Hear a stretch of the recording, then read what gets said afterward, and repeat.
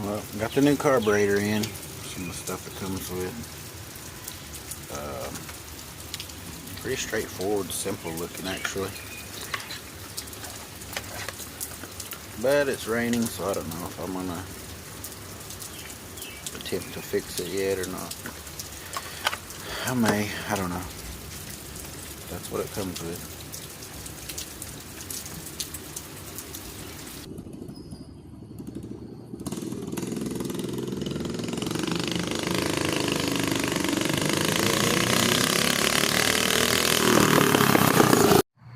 Psych.